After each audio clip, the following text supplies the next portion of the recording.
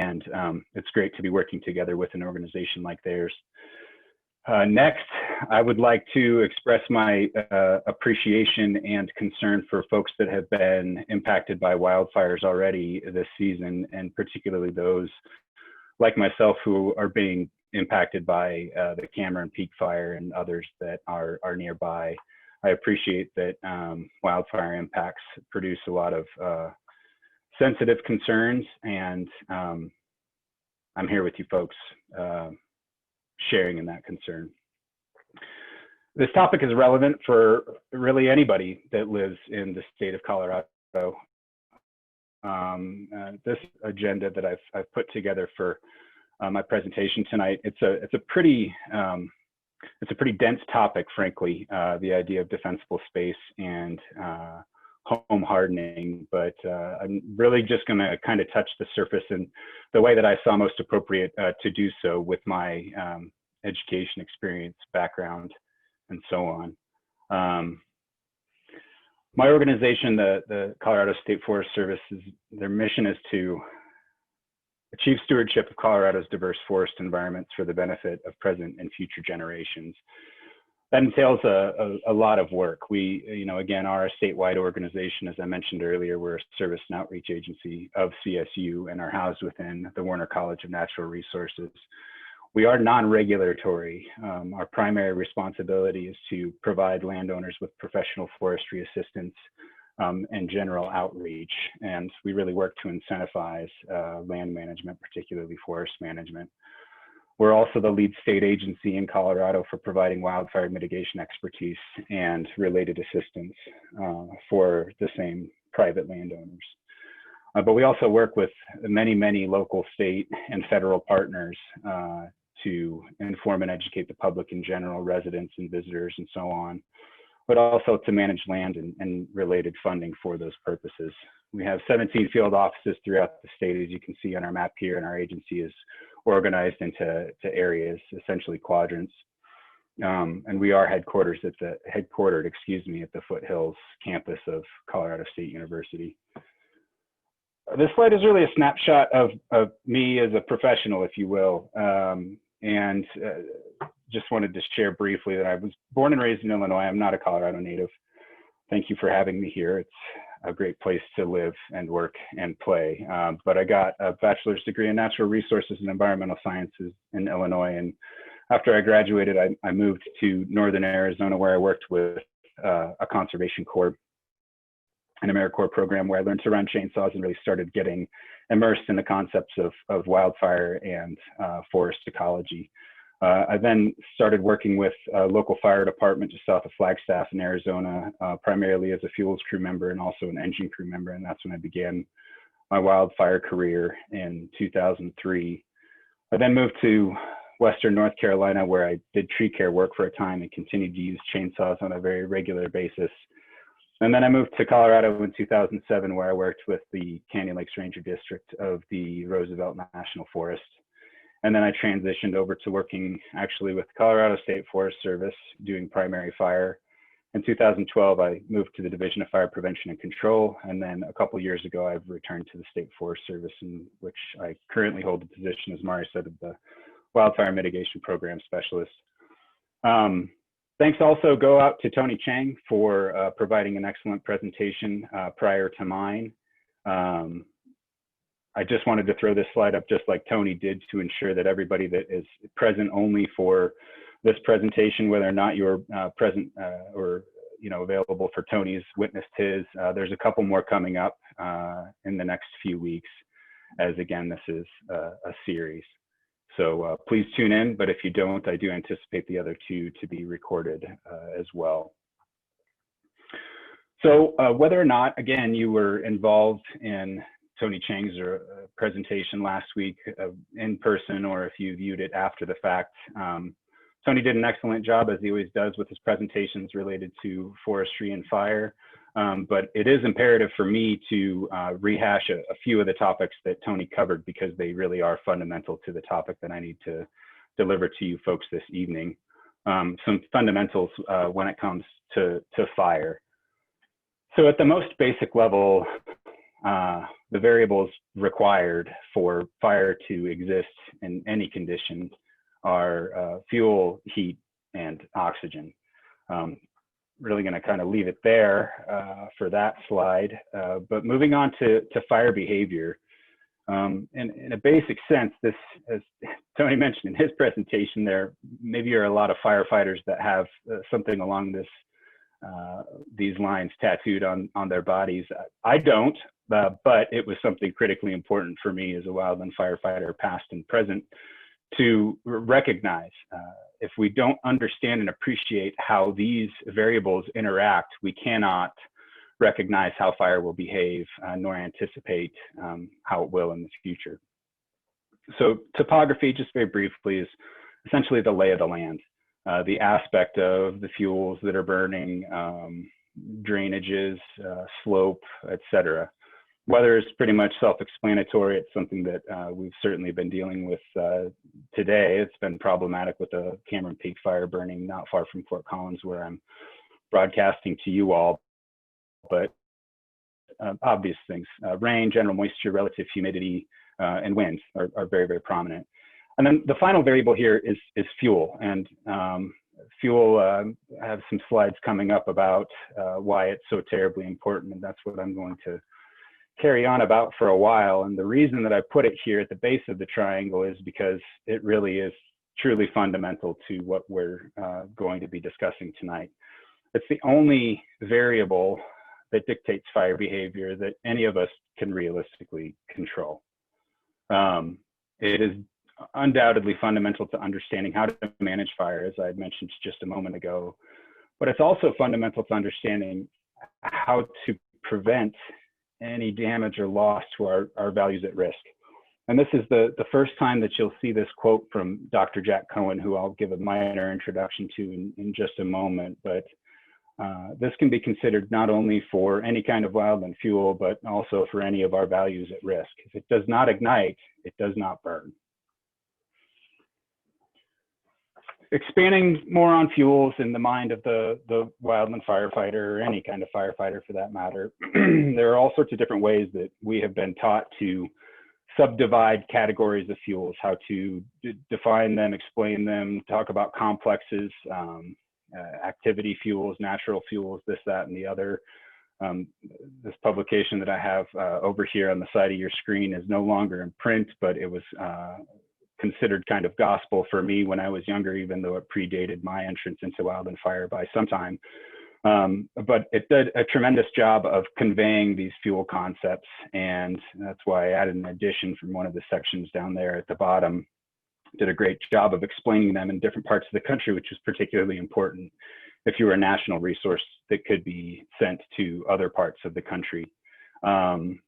Another thing that we as wildland firefighters have been forced to immerse ourselves in is conveying the character of fuels utilizing a number. And that's why I have this reference to the Anderson 13 fuel complexes. You know, many folks recognize if you say fuel model 9, that's a lot of what's been burning up here in the hills today, and fuel model 8 as well.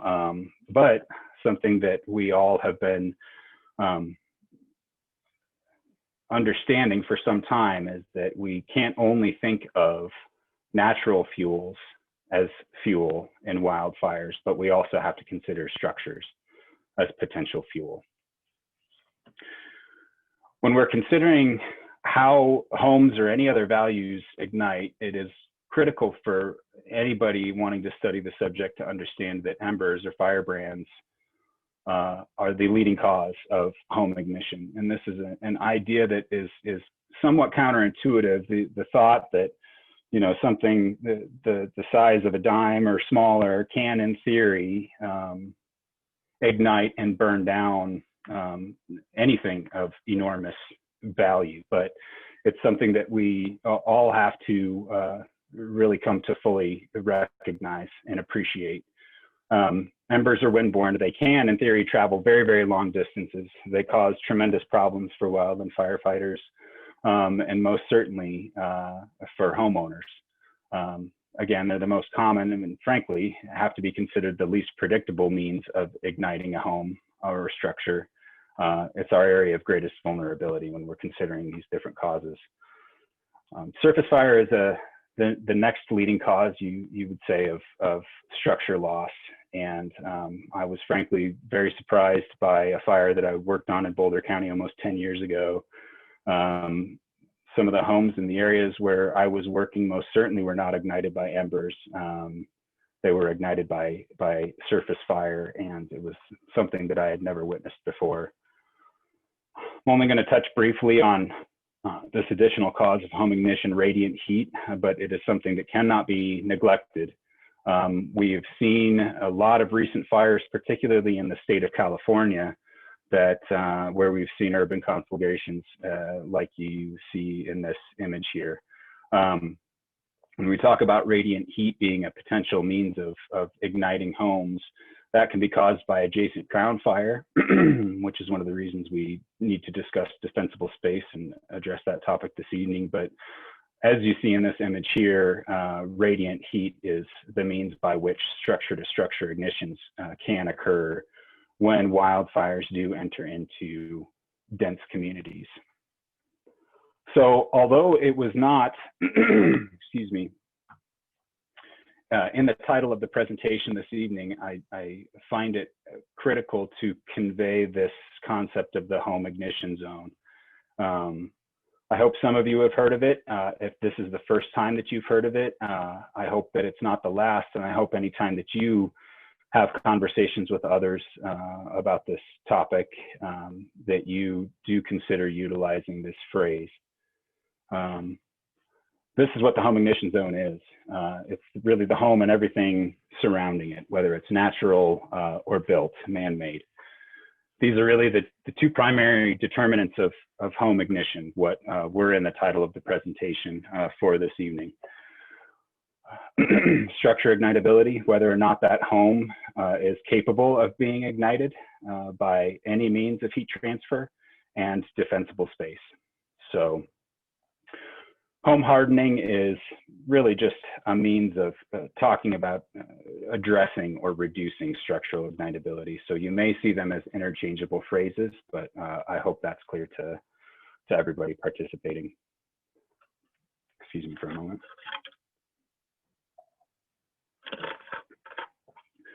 The home ignition zone concept was developed in the late 90s by this individual, Jack Cohen, that I had mentioned already. He's now retired as a U.S. Forest Service fire and physical scientist. And he did some pretty creative experiments to really figure out, always seemed to him, according to what I've heard, to be an extraordinary mystery, as it were, as to how homes were igniting. So he undertook a number of very creative and useful experiments to learn more about this kind of matter, as any good scientist would. And Jack has been known to say numerous times, just as I'm continuing to repeat in this presentation, that if any kind of fuel doesn't ignite, it does not burn.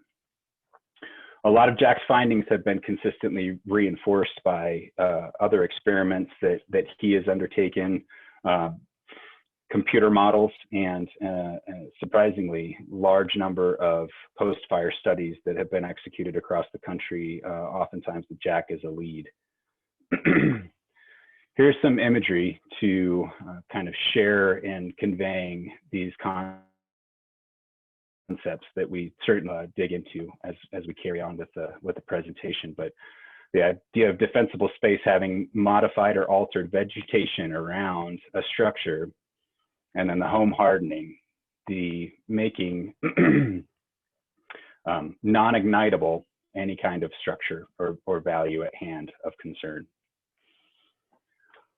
Talking about home hardening more specifically, this is the phrasing that I had come up with, the modification of a home or structure to minimize damage or loss from any type of wildfire influence. And again, here's that phrasing again, the concept of structural ignitability.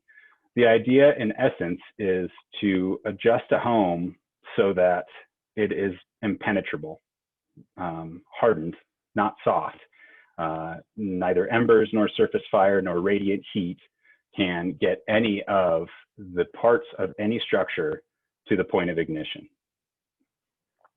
these are some of the activities that can be undertaken. This is not a comprehensive list. And again, this is the kind of thing that I was talking about earlier on, about how this is a very, very dense topic, and it can certainly seem overwhelming. I can appreciate that. But there are a lot of resources available to provide direction and support for folks wanting to undertake these activities. The most important place to start when somebody is working to harden their home is to address the roof. It really has the most surface area that could receive embers, and that's one of the reasons, the primary reason why it's the most important place to address your activities at the outset. Obviously, removing any material that could burn, naturally deposited material onto any portion of a structure is critically important. Again, thinking back to the ember concept, because of piles of anything that are natural or accumulated on a structure, an ember could, in theory, ignite them, and that pile of burning material can then lead to home ignition. Screening vents is a really important one, and potentially not very intuitive, but I've embedded a video here that will hopefully help to make that a little bit more clear why that's necessary to do. And there's fortunately now an abundance of videos drawn from very valuable experiments, excuse me, that the insurance, excuse me, I can't think of the name right now, so I'll just carry on with these. The screening in or walling in still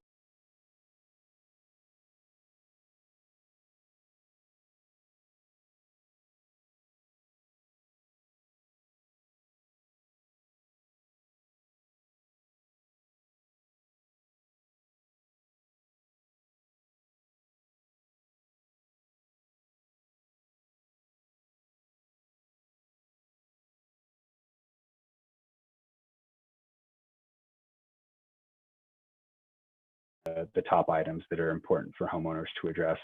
But it's important to understand that every single action helps. Anything done to harden a home chances light. And again, you'll see that quote there that I've mentioned already. Mari, this is the time that I've chosen for a break. I don't know if you want to see if we've had any questions arise to this point.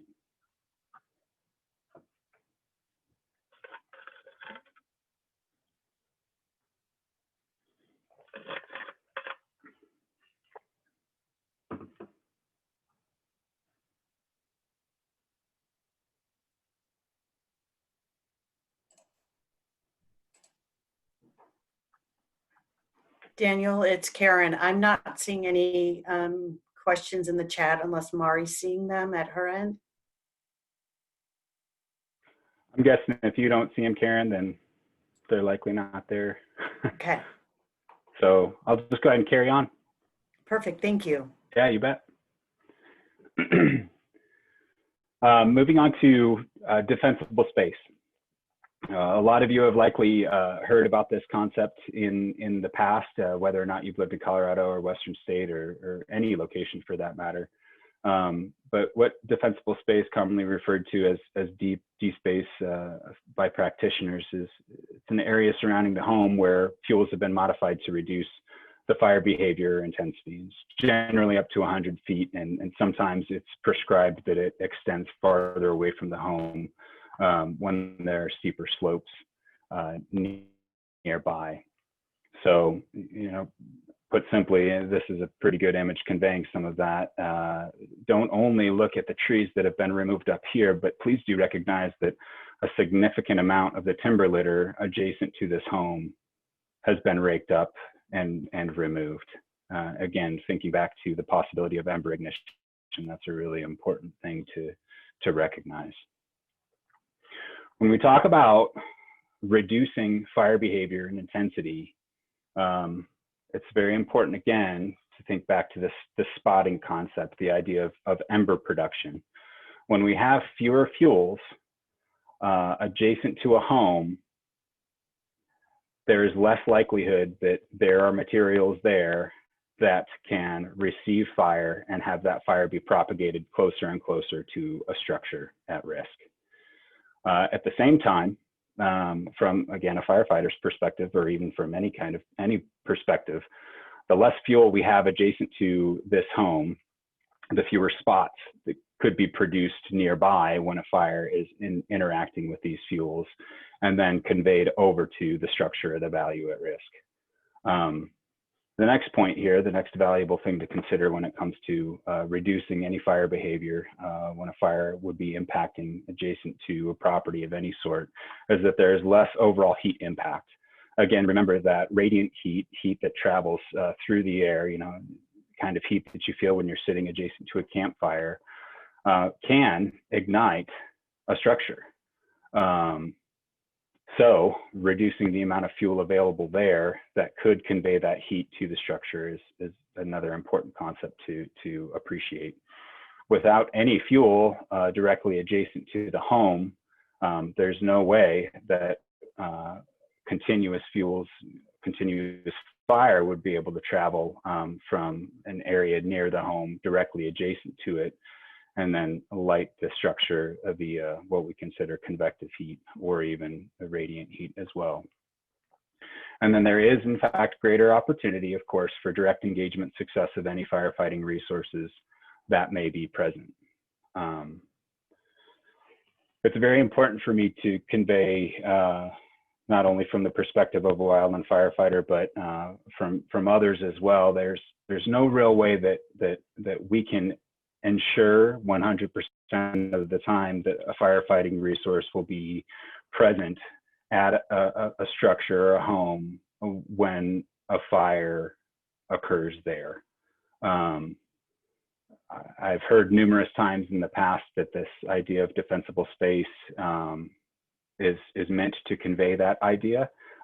Sometimes that is the case, that firefighters can be there, but there are most certainly situations in which it was not safe for any kind of individuals to be in an area when a wildfire is rapidly moving through. There are minimum requirements for safety zones where folks can survive impending fire, and unless there are very, very few fuels in the area, depending on the fire conditions, firefighters may not be able to be present. But it is also important to recognize that the fewer fuels that are there in access and egress routes and in other areas nearby, it could lead to the choice for safe engagement for firefighters, but it is not assumed, it cannot be assumed. One way you can think of this idea of defensible space is a means of minimizing that fire behavior. So in theory, the home can defend itself by not only being minimally ignitable or hardened, it can stand alone because there are minimized fuels directly adjacent to it, and the home itself is very, very challenging to ignite through any of the mechanisms that I've already mentioned.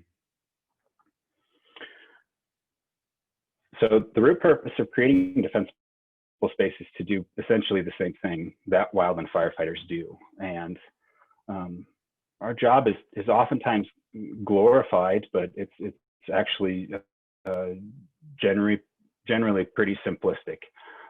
It's to separate the green stuff from the black stuff, or the red stuff, as people oftentimes say, separate and reduce fuel loading, and ultimately keeping the fire from spreading. So I included this image, this photograph, so that I could interpret it for you, because this is kind of how I oftentimes think of defensible space. Really, all we're doing is replacing the values of concern here, right? So let me help you interpret this. Defensible space has, in fact, been created here in this area, right? The value or the concern that these firefighters and the photograph members of the Wyoming Interagency Hotshot crew are working towards is keeping this green fuel over here from igniting. So that's really their value. They are separating these fuels. So what they've done, and although it's hard to see in some of this image, but you can see there are a few trees here that they have certainly removed. They've reduced the fuel loading. This appears to be a dozer line, so that has separated the green fuels from the other fuels that are burning here on the interior of the fire. and they have affected the vertical arrangement. So they've eliminated some of the ladder fuels that would allow fire from the surface of the forest floor here to get up into the crowns and be significantly more problematic and intense. So what they're doing is they're making fuels discontinuous, and that is how we manage wildfires in essence. In certain situations, it's significantly harder than in others for sure, but envisioning doing something like this when you're executing defensible space activities and management on any kind of a property. Talking again more specifically about the nature of fuels when it comes to us establishing defensible space, this is a kind of creative resource or tool provided in another firefighter training resource. And the wheel of fuel characteristics shows all the things that need to be considered when it comes to dealing with wildfire fuels specifically. But the most important factors for us to consider when we're thinking about defensible spaces is reducing the fuel loading. That's something that we all can certainly do when we're establishing defensible space. Primarily affecting the continuity, making the fuels discontinuous, and addressing their vertical arrangement. So as I said in the last slide, when we can eliminate fire from moving up into the canopies of any types of plant materials, whether it's shrubs or trees or even grasses for that matter, we will reduce the type of fire intensity and minimize the fire behavior that will be in the outcome. I'm going to go somewhat quickly through the defensible space zones. Again, this is not a comprehensive list of actions that should be taken in the defensible space zones. I will provide an introductory comment that my organization is presently in process of modifying some of the defensible space suggestions and guidelines that we have provided in the past to modernize them and make them a little bit more user-friendly, as it were. So for those that are familiar with our Colorado State Forest Service protecting your home from wildfire guidelines, this is going to look slightly different to you. But if there are any questions related to that, I'm happy to address them at the end of the presentation. So we've subdivided defensible space into 3 different zones. And the first zone is a non-combustible zone, an area where there's essentially no vegetative matter, nothing that can burn, from 0 to 5 feet from the structure. And this actually appears to be a little bit more distant than that, and generally more is better. Less fuel that can burn closer to the home, the better. This is really kind of a linkage between the structure and the rest of the property. So in theory, none of this can burn and none of that can burn. This is really the most important zone to take immediate action when you're working on developing defensible space at your property. Zone 2 is that distance from 5 to 30 feet from a structure. Again, discontinuity of fuels is really the key here, not only in the canopies, and although that may be a little bit conceiving with what we're looking at with the surface fuels here, that discontinuity really begins at this area in the non-combustible zone with this particular property. We suggest a minimum of 10-foot spacing between the crowns of the trees that remain in this zone from 5 to 30 feet. Separation of shrub clumps. I haven't provided the specifics here, but we do have some clarity in our guidelines. And then eliminating ladder fuels, again, for that reason that I had mentioned before. We don't want any fire to be burning in the crowns of any types of plant. And mowing grass to 4 inches or less. What exists in this zone, I'm sure our next presenter will address when it comes to fire-wise plantings or fire-resistant plant materials. And then the third zone ranges from 31 to 100 feet from the structure. And as I mentioned before, that area can be prescribed to be a greater distance in case there are significant slopes present in the area. But from a general sense, we want to avoid large concentrations of slash or debris or anything burnable, really. Eliminate ladder fuels like I've mentioned already, and then to generally manage for forest diversity and health. This is just one success story that you can see from a fire that occurred in 2016 in Boulder County, the Cold Springs fire. And it should be pretty obvious to anybody viewing this slide that there was a pretty severe and active fire that burned around this structure. And fortunately, this can clearly be seen as a success, intended in some ways to convey the idea of progressively fewer vegetative materials as you get closer and closer to the home.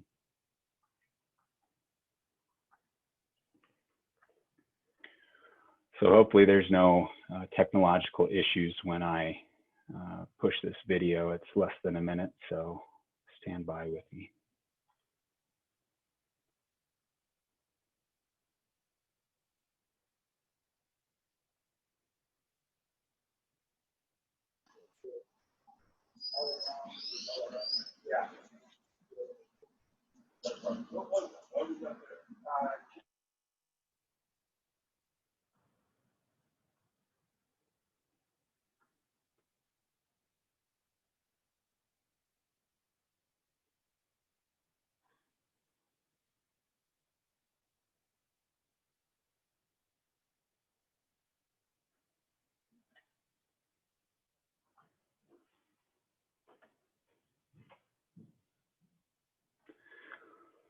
My apologies. Earlier in the presentation, I failed to recall the name of the organization that that designed and executed these experiments, the Insurance Institute for Business and Home Safety. I apologize for that.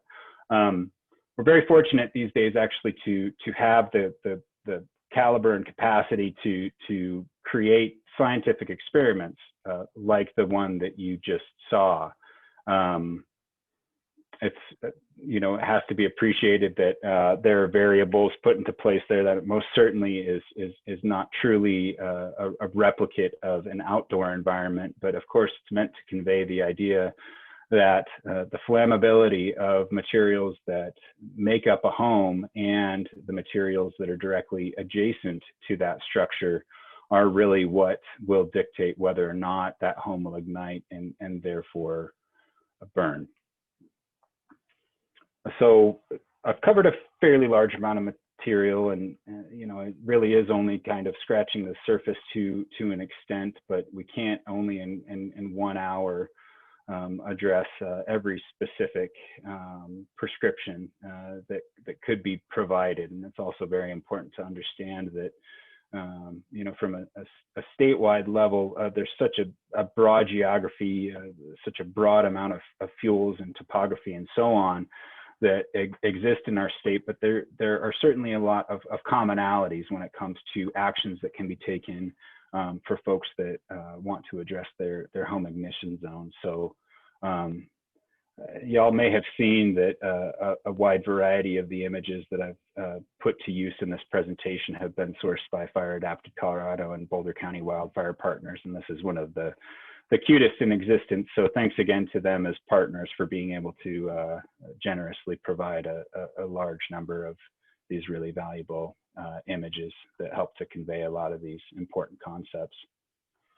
So when we're talking about working on our home ignition zone, it's really important to start at the home, because as I'm sure you all can understand, not at all to discount the importance and the value of establishing defensible space, but if the home itself is extraordinarily flammable, if there's a single ember or a group of handful of embers that, you know, come in vertically from a mile distant or more that land on a structure, the best defensible space cannot keep that home from igniting and burning. Working at the roof, again, is the most important area to address. I haven't included too much information about the concept of retrofitting homes. There are some very valuable resources that I have included, excuse me, in the resource section at the end of this presentation. But, you know, again, to reiterate the idea that the roof understandably has the largest amount of surface area that can receive windborne embers it is obviously the first place that needs to be addressed. So if a home has very flammable shake shingle roofs like this one, it's very important to prioritize replacement of that roof with a rated non-flammable type of roofing material. And then this is certainly not desirable, having very significant accumulations of materials on a roof that could very, very easily ignite and burn. Another thing that's very important to recognize when it comes to accumulations of debris and needle cast and other litter is oftentimes it will accumulate around a home in areas where the wind blows that type of material. Obviously, much of this has fallen off of these trees, but a lot of this material and this debris will blow in eddied currents into corners, nooks and crannies of structures. And it's important to recognize that just in the same mechanism by which that material has been deposited around that portion of a home, the same thing happens with embers when there's an ember shower that occurs during a wildfire incident. Really, regardless of how many embers are being produced, they will follow the same paths. The next very important area to address is screens. So again, thinking about the ember invasion, or being ember aware. If there's a significant amount of embers that are being blown through the air, if openings in homes, necessary vents to ensure that homes function properly and transmit air from one portion to the next, if these are unprotected, that is a very easy means by which an ember could make entry into a home and potentially ignite very flammable materials within. So many homes have attic roof or crawl space vents. There's a variety of others that exist, but what is recommended is 1/8 inch hardware cloth or mesh gauge or finer. And then decks, another very important area to address and mitigate. Storing materials below decks is generally unwise. Anything flammable underneath a deck or a protrusion on a home could, of course, be ignited by either surface fire, depending on the adjacent fuels, or embers. And if those ignite, if any appreciable accumulations of those types of materials ignite and they're directly below a deck, it's logical, of course, that that deck could thereafter ignite. Most certainly, the same rules hold true for firewood. It's very, very common that firewood piles are directly adjacent to home or perhaps underneath decks, because there's a desire to not have them be covered in snow or any other types of materials. But best practice is to keep any firewood piles 30 feet or greater away from a structure, preferably uphill. So just as this individual is doing, regularly removing this type of flammable debris is another very important practice. And then defensible space is the next very important path to take, action to take. Again, prioritizing the area in zone 1 is very important, and then moving outwards. So what this homeowner or helper is doing is putting in a non-flammable material within that 0 to 5 foot zone, that non-combustible zone. So when does it end? I didn't want to write it, but I'll go ahead and say it, that it never really ends. In areas where we constantly have fuel growing and pine trees or deciduous trees casting off their needles and their leaves, and shrubs growing and grass growing, these kind of fuels need to be kept at bay and kept off of our structures. And cracks develop in homes, and anybody that owns a home understands that it's a lot of work, but to ensure that our homes are as safe as they can be, this is really a never-ending process. So y'all have seen an image similar to this before earlier on in my presentation, and I had kind of come up with this third triangle, vulnerability triangle, where at the base, we're addressing the concept of the home's condition, the home ignition zone. If we have that very, very well established. In theory, we don't have too much to be concerned about otherwise. It's very, very hard to do that, though. So, of course, we logically want to stack the deck in our favor, as some people oftentimes say, establish defensible space. They are very critically linked and related concepts.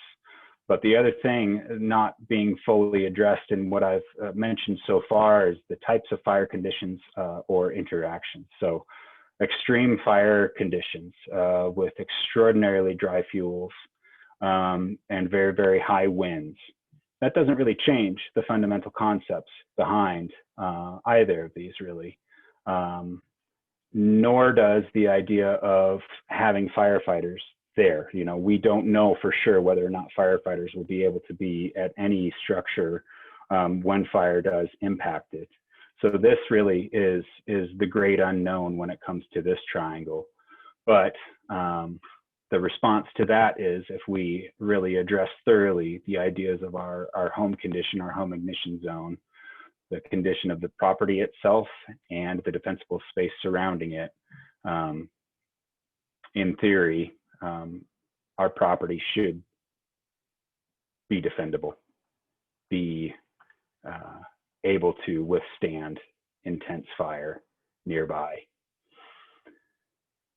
There are so many tools available to help those of us that are practitioners in this realm and to support the engagement of individual homeowners and community members and folks at varying levels of society, really, that are working to understand that fire is a part of our lives, most certainly in the Western United States, just as it has been for millennia, realistically.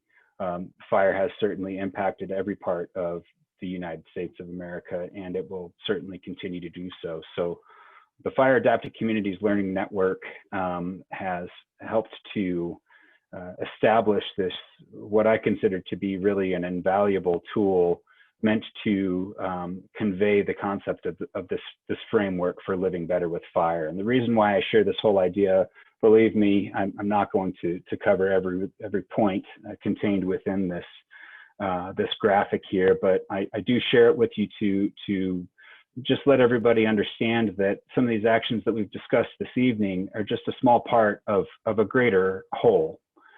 And the idea of adapting to potential fire impacts, no matter where those of you that are viewing live, is an important and valuable thing to do. This is just a glimpse of the resources that are available to help communities adapt to wildfire. But you'll see here, when we kind of concentrate on this one little piece of this adaptation wheel, as it's considered, we'll see the things that were discussed this evening. I do want to address briefly, after I conclude with this slide, the FireWise USA program. But when we think about this resident and community mitigation component of wildfire adaptation, these are the ideas of defensible space and home hardening. And I do just want to convey that it's all good and well for every individual homeowner to be able to do this work on their own property. But what I really want to impress upon everybody is that that is tremendous. That is extraordinarily valuable. But to be able to do so with your neighbors in whatever kind of sense of community that you feel that you are a part of, no matter how small or big, a large number of people working towards this greater good, this end state, really gets all of us to where we want to be, in a position in which we can worry less about the potentially negative impacts from wildfire. The FireWise USA program is managed nationally by the National Fire Protection Association. It is administered in each state by that state's respective forestry organization. I'm the state liaison for the FireWise USA program in the state of Colorado. And it is a really valuable program. It is a useful tool, but it's not the best tool for every community within the state. It is a recognition, not a certification program, but in the places where it works, it's very effective at educating and motivating neighbors within a community to work together to undertake meaningful and prioritized actions that help to reduce their risk to wildfire. Presently, we have 190 sites in good standing here in the state of Colorado, and the program continues to grow. So here's my conclusion. I just want everybody to understand, I want to thank you all again for participating in this, whether you're watching live or in a rebroadcast. There are no guarantees. There's no way that we could possibly say conscionably that there is no possible way that your home could be lost in a wildfire situation. But there are so many actions that can be taken. Wildfire is such a dynamic disturbance, natural force.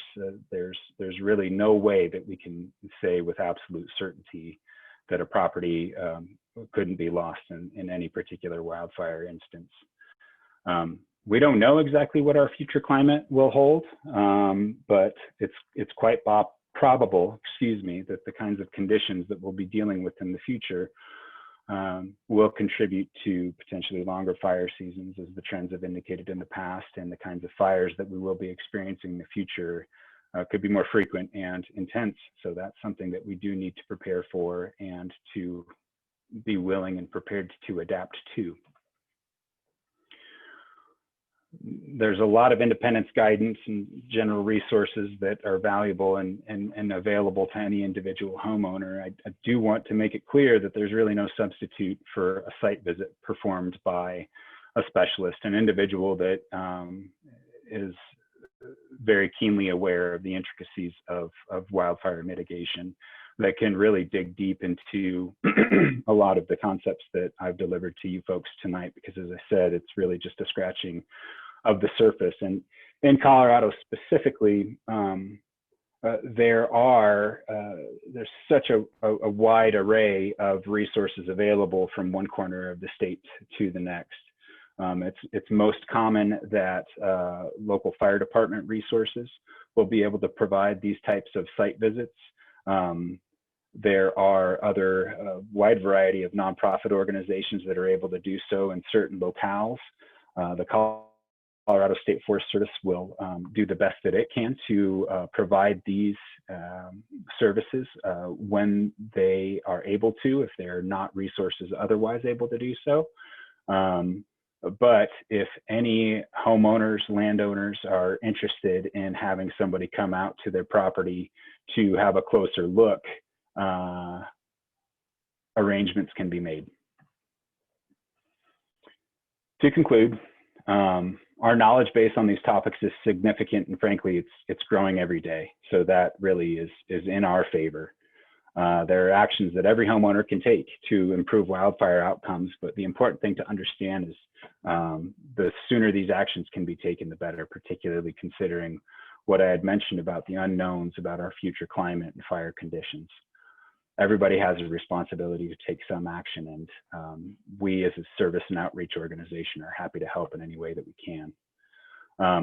As I mentioned before, collaboration and community involvement are really critical. Doing this kind of work independently certainly has value on your own site or property or your neighbors, but the benefit that can be recognized when communities work together is really astounding. And I can assure you, from a firefighter's perspective, arriving on scene to an incident where a community or a group of community members have worked together to do this work in advance is such a great relief, because it really makes the job of a wildland firefighter simpler, any kind of firefighter.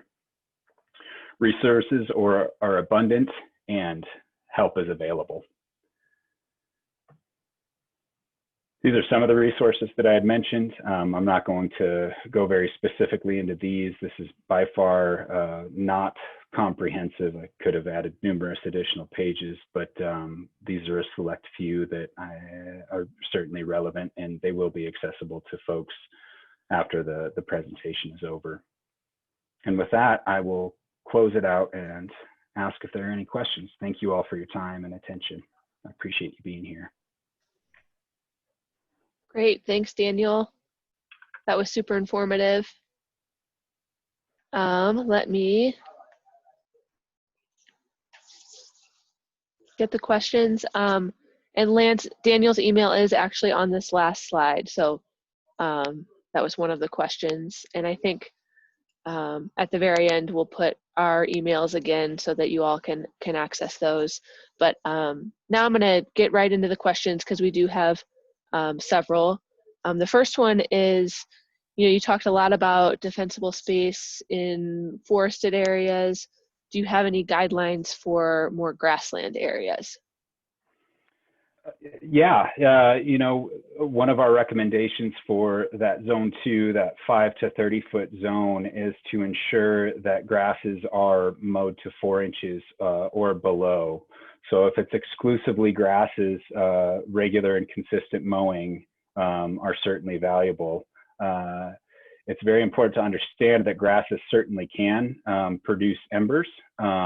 So don't neglect the concept of hardening the home itself and ensuring that that 0 to 5 foot zone 1 area has no combustible fuels, but mowing is advisable. It wouldn't necessarily have to be done, I wouldn't say, in the entire 5 to 30 foot zone 2 area, but certainly closer to the home, I would recommend it. Please do be mindful, though, that during certain times of year, mowing can be a source of fire, so beware. Good question, though.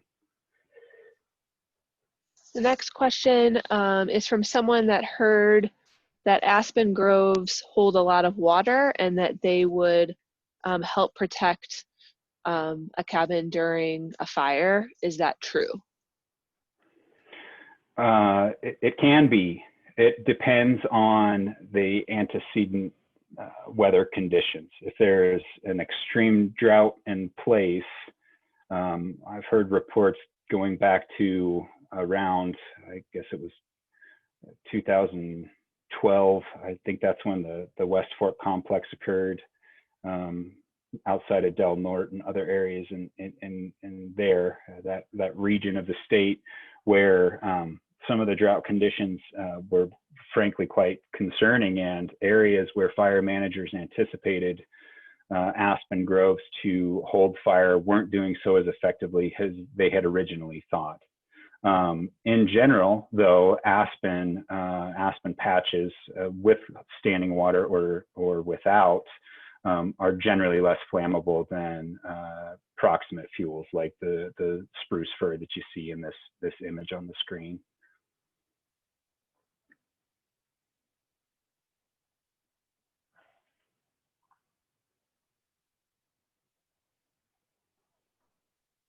Okay, Daniel. So another question is, what sort of home hardening strategies prioritize the direction in which a fire is to come, and how can you look at a property and sort of predict which way a fire will come? I think I'm understanding the question accurately, and in my mind, the only means by which you could theoretically predict the direction that a fire would come would be slope and any fuels, because there's a saying in wildfire that fire follows fines. Fine fuels, smaller diameter fuels such as grasses or shrubs or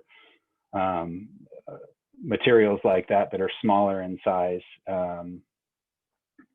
burn more rapidly, they ignite more rapidly, but they burn out more rapidly.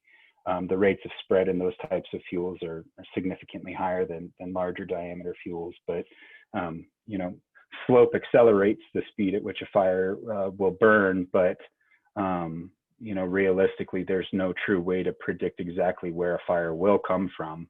other than those factors that I had mentioned already, because fire can back downhill, it can flank side slope, and it certainly can run uphill, but it all depends on where the ignition source is.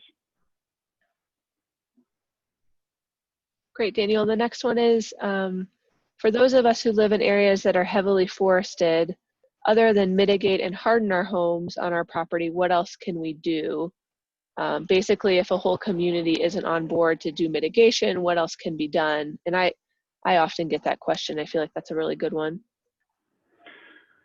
Right. Well, one of the things that I would suggest is trying your best to find any of your local neighbors that might be willing and interested to undertake that kind of work. And I certainly can appreciate that, you know, the person asking the question might live in an area in which there may not be that many other residents nearby.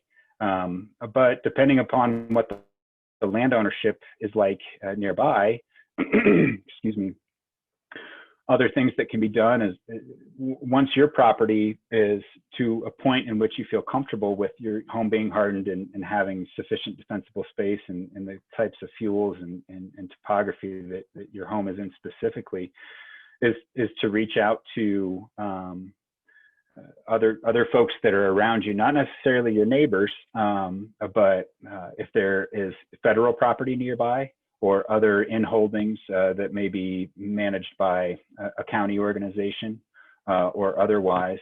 If they're not already working towards managing the fuels, you say that you're in a heavily timbered area, talking to your local state forest service field office personnel and or the local U.S. Forest Service Bureau Land Management or otherwise federal land management agency to see what kind of activities could be undertaken on those lands that are adjacent to the private lands that you're concerned about.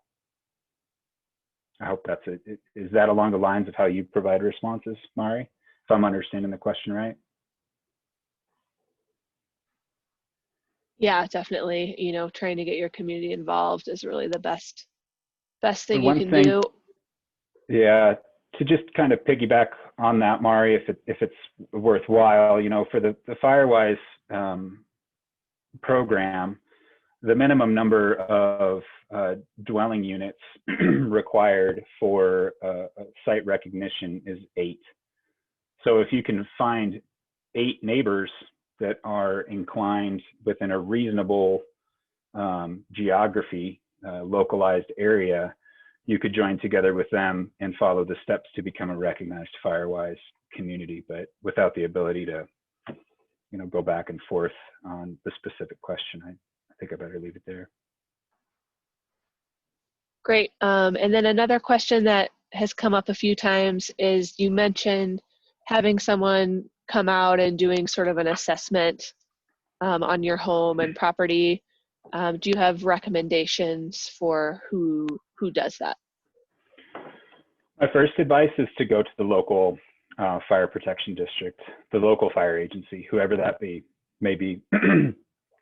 I certainly appreciate that a very significant amount of the residents in the state of Colorado may only have a volunteer fire department that provides fire service and medical service and otherwise in their locale. The difference in those situations where there's no fire agency, organization, volunteer department with jurisdiction, wildfires are the responsibility of the local county sheriff. And in a lot of parts of the state where that's the situation, the county sheriff may or may not have the resources available to provide that service. So the next place I would direct folks to go to is to the Colorado State Forest Service. And in theory, in the future, if the State Forest Service could couple with extension and find additional creative ways to train community members or provide the service themselves, which the State Forest Service can do, that would be a good option. So if you're exhausting the options that I had already mentioned and you've reached out to the State Forest Service field office and they're not able to provide that service immediately, they can help you come up with a solution to get a specific home assessment completed. One thing that I think a lot of folks may not recognize is that there are a number of wildfire groups that exist in their area that they may not have been aware of before, but there certainly are gaps in the state in which we don't have as much of a blanket coverage as we would like of partners able to provide those kinds of services. Okay. All right. So shifting gears a little bit to maybe a little bit more specific questions. What non-combustible decking material do you recommend, and how fire resistant are wooden decks? When it comes to wooden decks, they're generally not very fire resistant, particularly softwood, which is what a lot of decks generally are made of. When it comes to, excuse me, specific materials that can be utilized, this is one of the things, really an excellent question, and thank you for asking it. I have to be honest, I don't consider myself, I'm not a material scientist and not a subject matter expert on decking specifically. So what I would advise you to do beyond the answer I'm about to provide is look up the wildfire research fact sheet that you'll see linked to in the resources section that's co-produced by the National Fire Protection Association and the Insurance Institute for Business and Home Safety, because they have a fact sheet specifically on this topic on decking materials. But generally, very dense synthetic types of materials can be utilized, at least when it comes to the areas directly adjacent to a home itself. Additionally, there are tapes that can be utilized in between joints in certain deck arrangements, and in certain areas you can eliminate only a small stretch of that decking material in between your home itself and the other combustible portions of your deck. So I've gotten to a point where I have to defer to some of the more specialized questions to other resources. I hope that's acceptable. That's acceptable. All right. So another question, is 10 feet between crowns recommended for all trees? Specifically, they're thinking about aspens and lodgepoles. Is that for all trees, 10 feet? Actually, no. And this is one of the reasons why it can be beneficial to get an individual that is familiar with specific forest types out to your property to provide some additional commentary or influence. That is a minimum guideline. And one of the reasons why that is a minimum guideline is because exceeding that canopy spacing in, just like you had mentioned, lodgepole pine fuels can be problematic. You can start encountering wind throw issues, which can kind of be a domino show. It depends on the species, frankly, but that is a minimum guideline that can certainly be expanded with other species that have different types of rooting systems.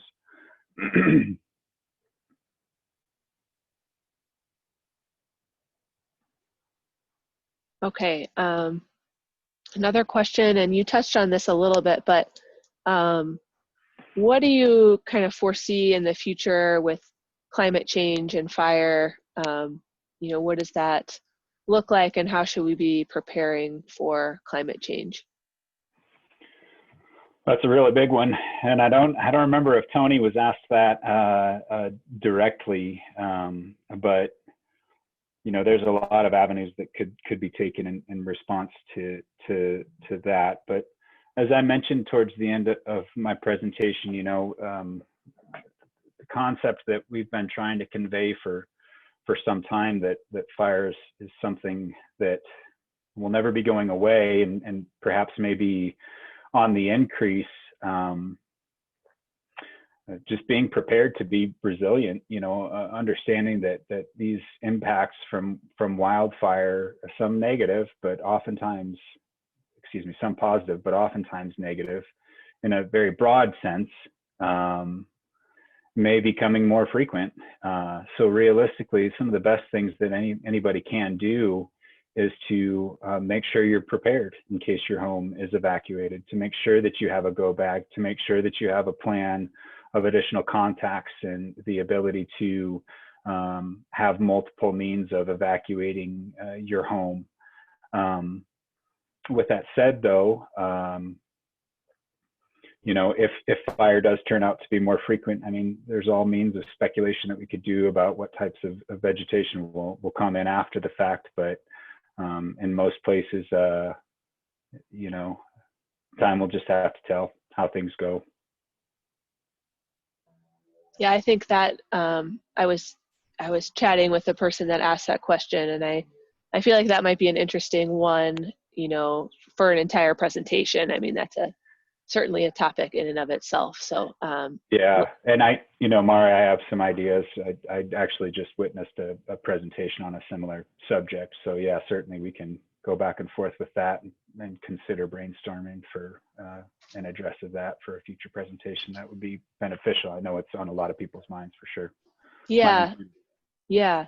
And one related to that, someone commented that, you know, they feel like the smoke this year is particularly bad, even though they feel like there have been fires closer to their community, but the smoke this year just seems much worse. Why is that? Yeah, I mean, not knowing exactly where you live, it's hard to say. But one thing that I will mention is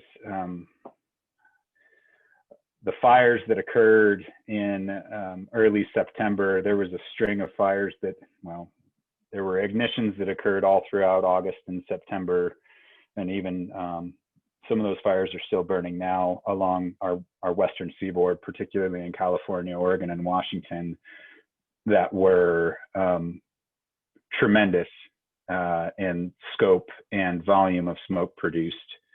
And a lot of that smoke was transported through the jet stream into you know, southern Rockies locations, and even to the Midwest, and frankly even further than that. That's likely the culprit for a lot of the additional smoke impact that you're referring to. Yeah, I think Daniel was the August complex, the first 1,000,000+ acre fire. And yes. Somebody informally coined a new term for it, a gigafire, I think.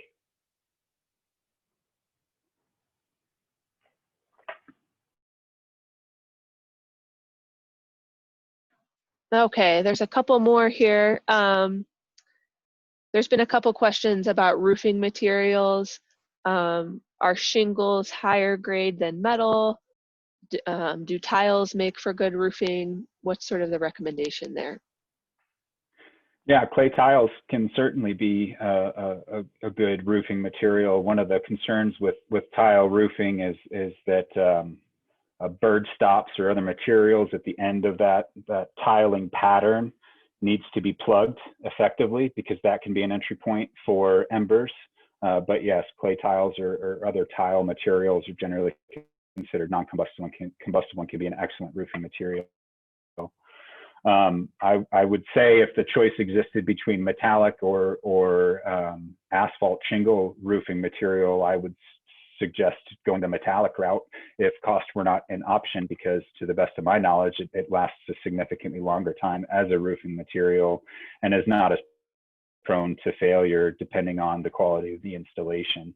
Otherwise, asphalt shingles are considered to be generally non-combustible roofing material. But as you may recall from some of the slides, some of that other sheathing and other type of metallic materials are important to put in place depending upon the type of siding that exists on the structure itself. And I can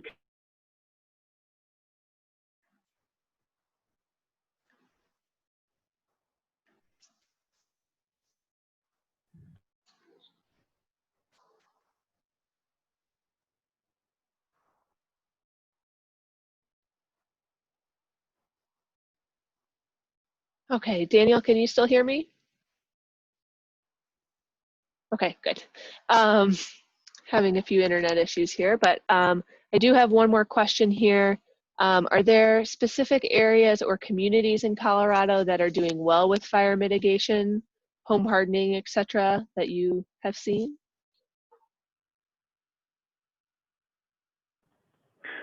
Yeah, there actually are a lot of success stories across the state, as a matter of fact, and you know, I don't necessarily want to say that one region is doing better than another necessarily, but one success story that I can point to is the area in Southwest Colorado that's served by a group called Wildfire,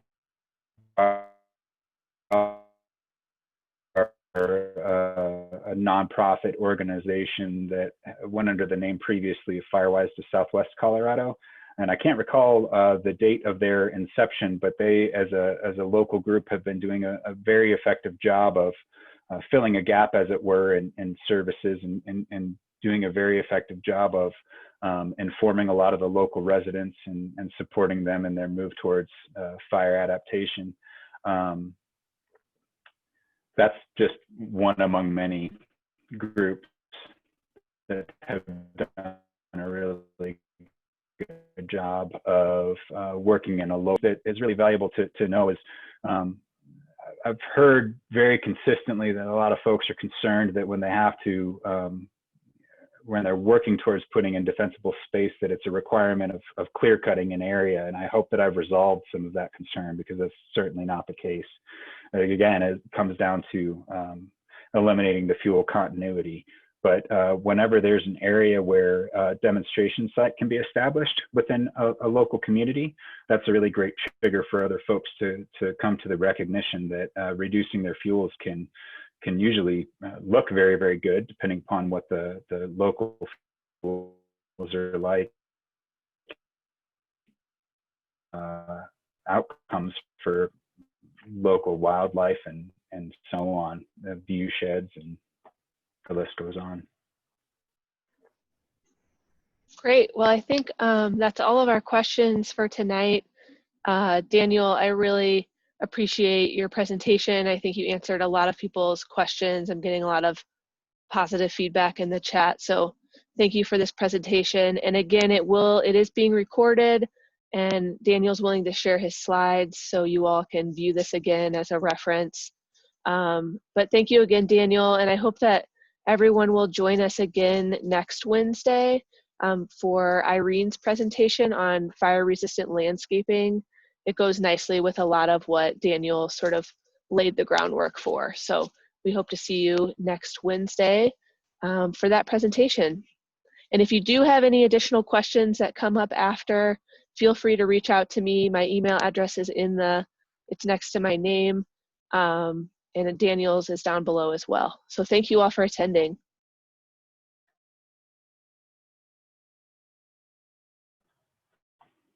Thanks, everyone.